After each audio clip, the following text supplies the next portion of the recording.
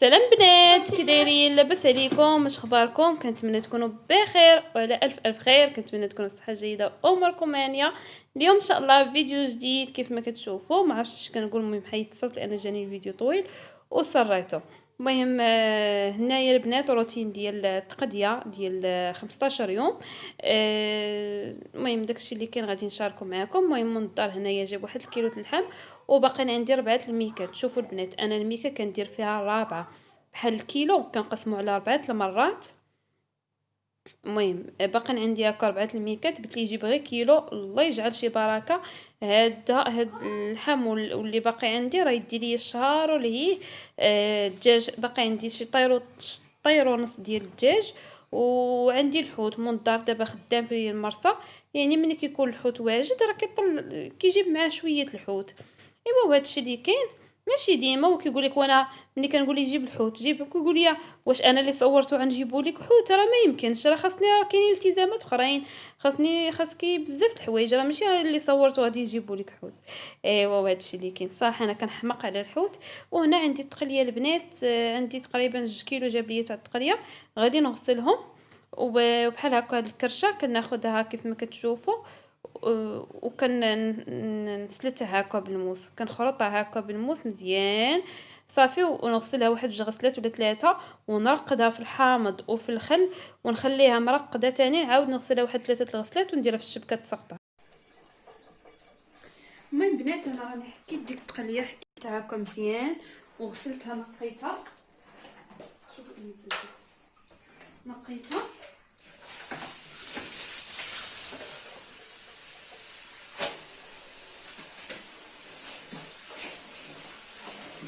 شوفوا هكا الماء ديالها كيولي نقي.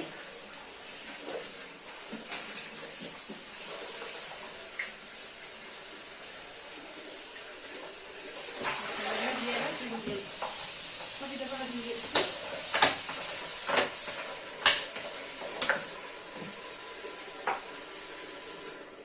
ورقه.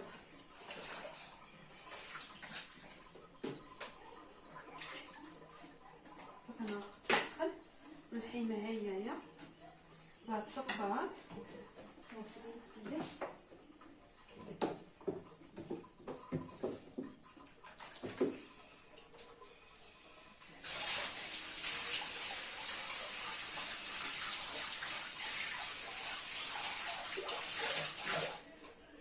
صافي كيف ما قلت لكم، ها التقليه غسلتها مزيان شي تقريبا واحد 5 الغسلات نيت.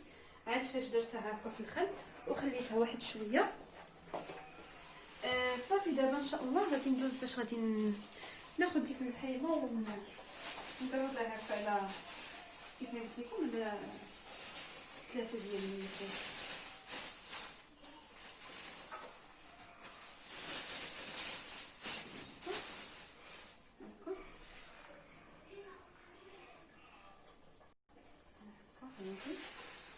غادي نصور عليها هاد الشحال. هذا راه فيه الطيب وفيه الطيب. هذا هو الطيب وفيه الحيمه. المهم نحيد هادي هي اللي فيها الشحمه هي، وهادي وغادي نصور عليها. صافي غادي نديرها مع هادي وغادي نديرها.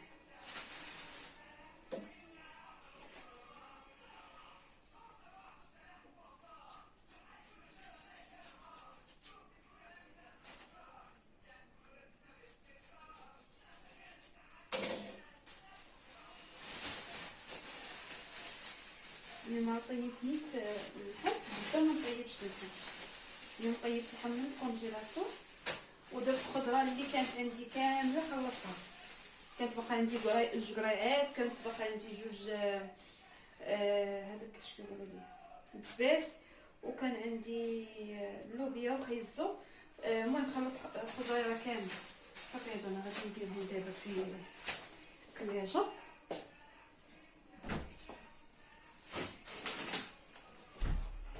صافي وهانتوما معايا. المهم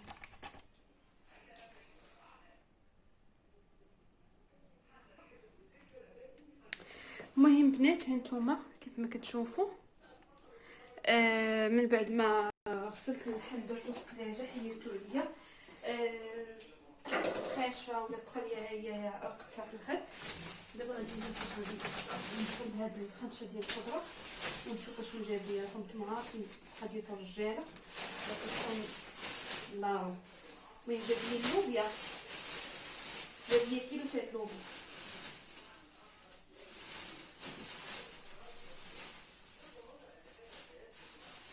زوين اللوبيا دايره 120 درهم. جاب لي فلفله وبدنجان. كيجي ليا فلفله مخلطه مع البدنجان. المهم هادي الفلفله والبدنجان. جاب لي سلاوي، بغيت نجيب لك سلاوي قلت لي جيب. هنا كاين سلاوي، كاين سلاوي وكاع. شوف انا كتعجبني ديك الدريره الصغيره. شوفوا هما كيجيبوا كلشي كبير. السلاوي كنديرو كاجي راكم عارفين السلاوي كيطيب في النهار وما كيبغيش يبقى بزاف في الثلاجه. بحال اليوم درت الفم غدا ما نديروش من غير غدا ونطيب هاد السلاوي صافي. هاد الدريره ما غاديش نغسل الخضره اللي حتى نبغيها هكا نوجد شي حاجه ونغسلها. انايا كنت كنغسلها ولكن كتخسر ليا الخضره ملي كنغسلها. وهادي انا نفرق سلاوي لا جاب لي البصله. هنا يكون 2 كيلو تاع البصله، وهنا يكون تقريبا 1 كيلو ونص ديال السلاوي، وهنا شي كيلو ديال القرعه وكيلو ديال اللوبيا. المهم هاد الخضيره راه فيها 15 يوم 15 يوم يعني وزياده. انا اشنو كنستهلك بزاف؟ كنستهلك بزاف البطاطا، ولكن ما بقيتش كنستهلك بزاف. وليت كنطيب ليهم الخضره، وليت كندير لهم الشوربه ديال الخضره، وليت كندير لهم خيزو اللوبيا. كنت ما نكذبش عليكم كنت كنخلي بزاف. المهم المتتبعات ديالي غادي يعرفوا، المتتبعات القدام ديالي غادي يعرفوني علاش كنخلي بزاف لي فوت، نقلي الفريت، نقلي درجات بعض المرات يوميا. شوف صافي كيصور. كيف ما قلت لكم كنت كنخلي بزاف. دابا لا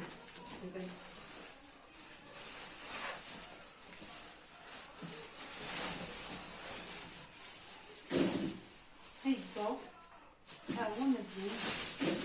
شفتو عرفتوني شوفوا كل خيزون. دابا اللي لقيتها الهضم بقى فيها هكا هذاك القلب داخل بزاف. خيزو داير 80 ريال قال لي. المهم انا سولته على الاثمنه باش نقول لكم. خيزو 80 ريال. المهم هادشي راه يديني كيف ما قلت لكم واحد 15 يوم. واحد 15 يوم غادي يديني هاد الخضيره. والبطاطا تقريبا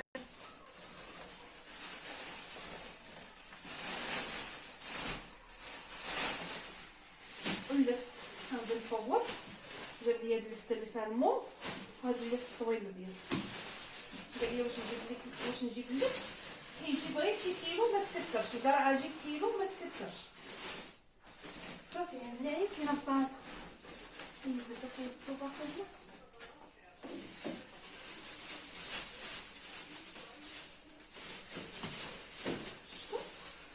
كيف ما قلت لكم. هاد الخضيره ديالي 15 يوم ولا كثر شي 20 يوم كاع. دابا اللحم راه كاين كيف ما شفتوا عندي تقريبا كانوا عندي 4 الميكات وزدت 3 الكيلو اللي جاب لي فرقتو على 3. عندي 7 الميكات تاع اللحم وعندي الدجاج. عندي كانت 2 طيور باقي عندي شي طير ونص راه قادني. المهم كندير غير ربع يا اما الفخذ يا اما الصدر. وعندي اللحم عندي شرن و عندي روجي. المهم عندي الفوت، عندي الدجاج، عندي سميتو. المهم ملي كنكون مقديه كلشي قضيه شهر اللي ما حطيتهاش. المهم عندي الدقيق راني كنخدم بها راكم عارفين. الزيت ما بقاش عندي، الفرماج ما بقاش، بقى حتى وقع شي بواطه. المهم شي حوايج ما بقاوش عندي. بالنسبه للعدس عندي الحمص، عندي اللوبيا حتى هي كاينه، الروز. المهم هاد الشهر يعني شويه ناقص، ما كاينش ما يدار. غادي نقضي بهذا الشيء اللي كاين، الحمد لله والشكر لله، كاين كل خير الحمد لله.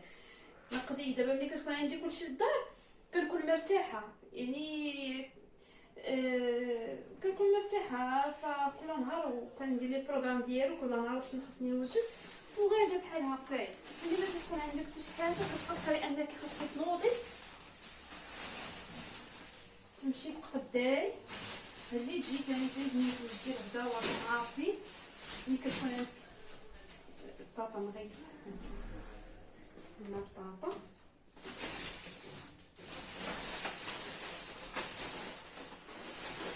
حتى ما غاديش نغسلها واخا دابا غنخلي كيما بغيت ندير عاد فاش نغسلها عاد فاش نقيها، لانني الا غسلتها كتخمج ما كتبقاش زوينه لا هي ولا البصله. المهم هنايا تقريبا شي 5 كيلو ديال البطاطا. كنت ما قلت لكم البطاطا كتستهلك شويه عندي ولكن ما بقيتش كنخلي بزاف. هي الا كنت درت طويجين ولا قريت نخلي واحد المره في السيمانه هي اللي كنقلي فيها. صافي هذه الخضيره ديالي غادي نكتبها، لان انا غسلت هذيك في الثلاجه. صافي غادي ندير ليها هذه هنايا باش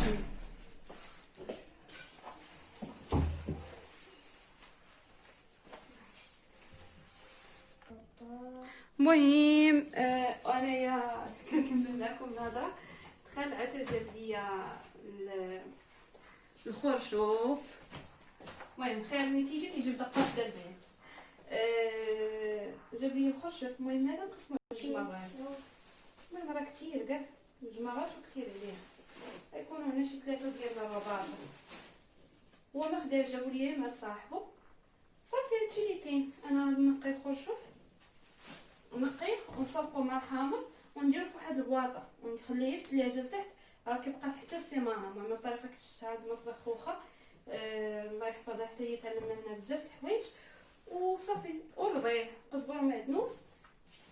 انا نحيد هاد الخضيره في الشوك وزيد انت سلام داد نسمع بس صافي في الشوك حتى يتم ديال الشوكه ديال الخضر. انا جبت باكيت الخضره من الثلاجه. لا ما عندي هذه بطاطا حلوه. لا مابقاتش بطاطا حلوه. قال لي بابا خذها يجيب لي هذا هو يجيب لي من السوق. يلا شد فين ندير؟ نحطها هذه تمايت وندير الشوكه ديال سلام بنات. صافي. المهم هادو راني غسلتهم.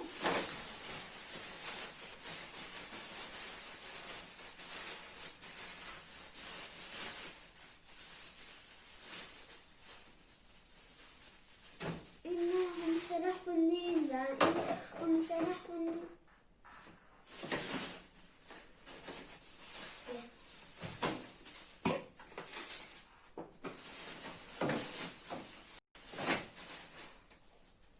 صافي نخدها ونديرها في المطبخ. المهم هانتوما معايا.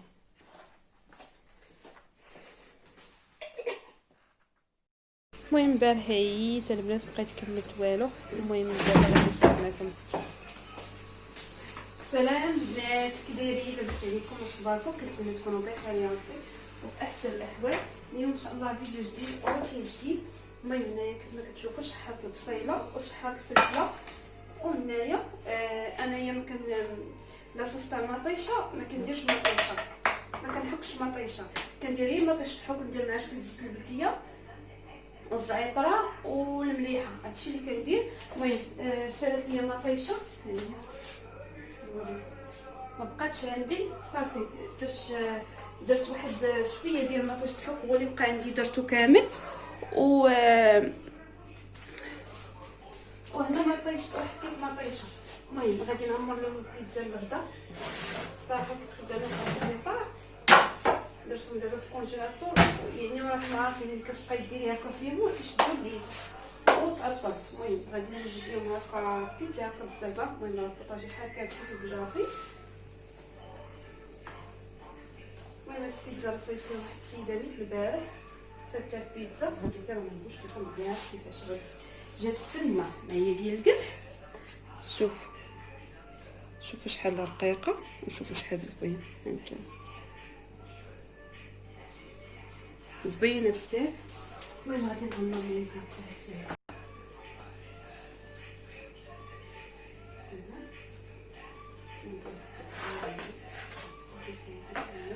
المهم هما انايا كنعبر بالميزان، عبار واحد كامل.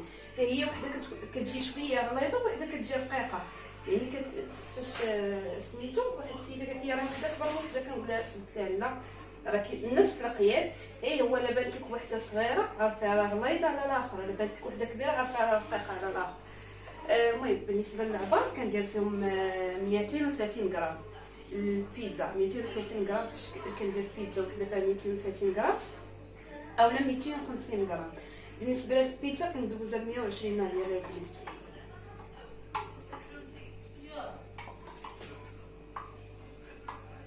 صافي غادي نشطو لاصوص راني صيفطوه في الدار. انا عندي البيتزا هي فرماج، خاص تكون فيها الفرماج كثير. الا ما كان عنديش الفرماج، كان عندي الفرماج قليل ما نديرهاش انا كاع. وحتى البيتزا يعني اللي كنصايب انا راه ما نقولش لكم عليها، كتجي رقيقه وكتجي مقرمشه، يعني بحال كتاكلي في شي بسكوي ولا كتجي فنه بزاف. المهم اللي بغى شي واحد ماشي نشكر راسي ولا شي حاجه، ولكن بالنسبه المهم البنات اللي كياخذوها من عندي راه يخلوا لي تعليق ويقولوا لي كي جاتهم البيتزا. وحده غير متتبعه قالت لي هي كتقولي حي السلام حدا السياره تاع الباشري. صافي وجيت عندك نيشان دات من عندي البارح 10 صافي. المهم صراحه جاتني هكا الخدمه في الدار ساهله واحسن ليا من المحل، لانني المحل ما نكذبش عليكم كنت كنتكرفس بزاف في الطريق اول حاجه. حيتاش انا اصلا بعيده وكنتي كتضلي نهار كامل وانتي واقفه على ديك 50 درهم ولا 60 درهم، كتدخلي ديك 100 درهم في النهار، نهار كامل. هذيك 100 درهم تاع البوطه ولا تاع الطحين ولا تاع شويه نقص شويه هنا صافي.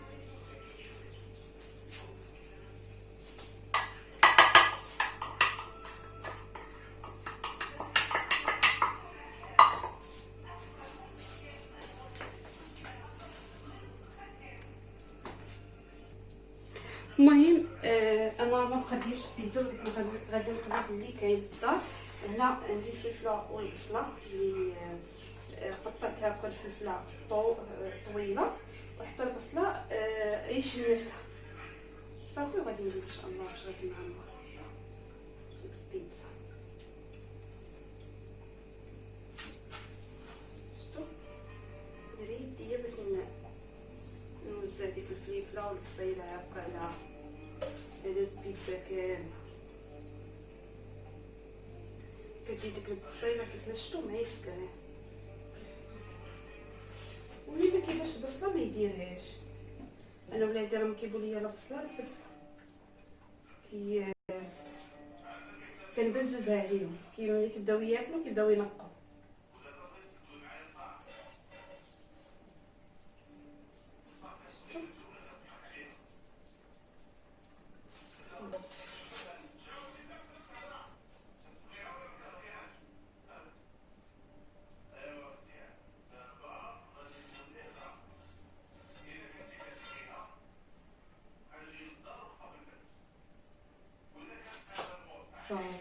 شفتوا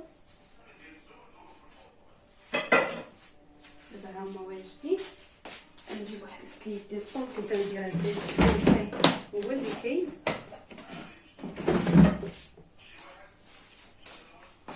كاين غير واحد غادي نخليه، غادي نمشي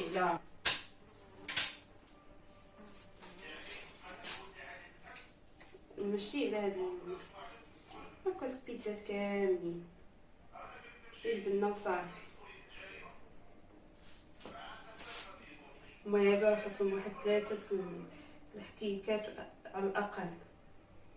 ولا وحده دير فيها حكيك، ولكن غادي نقدم اللي كاين دائما حنايا مع يعني موجود.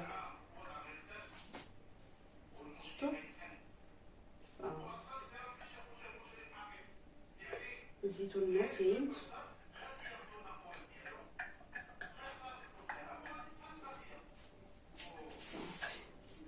صافي دابا غادي ندير الفرماج. بسم الله.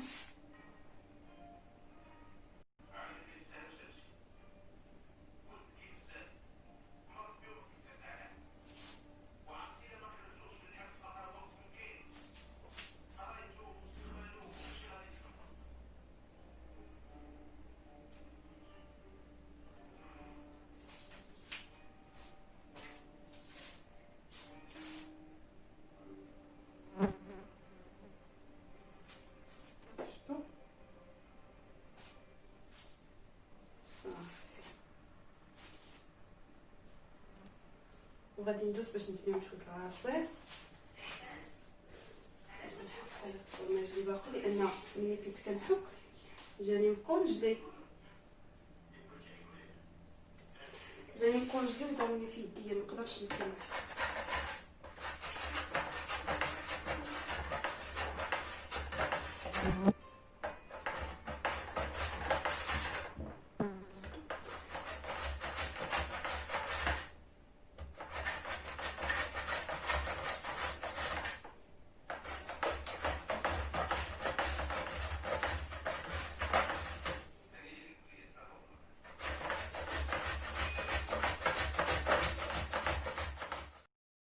المهم بنات كيف ما كتشوفوا البيتزا راني عمرتها. وحده درتها هكا في البانيني طيب ها هي. المهم صراحه وليت كنطيب بيتزا غير في هذا البانيني الصراحه والله العظيم الا فلوسه حلال فنه البنات هذا البانيني. المهم تقول لي واش ما يلصقش الفرماج؟ لا البنات ما كيلصقش الفرماج وزوينه بزاف يعني راه عاليه باش يلصق عليها الفرماج. دزت باش غادي نوجد لهم شويه ديال العصير. المهم خديت شويه الكيوي والليمون شويه ديال الفرز شويه ديال الخوخ وسميتو وتفاح. المهم كان عندي هكا ملي كيكون عندي الديسير هكا بزايد كنكونجلي ونديرو في الكونجيلاتور حتى كنبغي هكا وصافي غير كنطحن. ايوا وهادشي اللي كاين صراحه. غادي ندوز ان شاء الله المهم هذا الروتين البنات كان عندي وهاد الايام شويه عيانه وانا نقول مادام عندي روتين ندير لي مونتاج ونحطو للبنات. المهم هذه الزعيطره البنات راني كنطحنها وفاش ونديرها في العجينه. دابا رشيت هكا شويه من الفوق صافي. انا بقى ليا شويه ديال لاصوص صافي والمهم تنغسل. ايوا البنات المهم العصير ها هو كيف ما كتشوفوا ها هو واجد. والبيتزا تبارك الله ما نقولش لكم عليها. المهم صراحه كتعجبني البيتزا تكون يعني عامره بالفرماج صافي. وخليت وحده ليحيى غير يفطر ومشى هكا المدرسه مسكين هكا بلا غدا. انا صبحت عيانه البنات وما شكيت عليكم الشكوى لله. نخلو طاقه ايجابيه ماشي سلبيه. شوفوا البنات البيتزا صراحه كتجي فنه العجينه ديالها. وإلا بغيتو نعاودها معكم نعاودها على الراس والعين. ايوا هادشي اللي كاين. البيتزا واجده والعصير ها هوايا الاخرى ها هي كطيب. وغادي ندوز ان شاء الله باش ندوزو هكا ان شاء الله باش نتغداو. المهم درت لهم لقيت بعدا البيتزا ساهله عمرتها لهم شحرتي ديك الفلفله والبصيله ودرت الفرماج والطون صافي. ما كانش عندي الكفته درت هذاك الحكيك ديال الطون عليهم بثلاثه. ايوا هنا غادي يسالي الفيديو. شكرا لكم على الدعم والحب ديالكم وبسلام عليكم.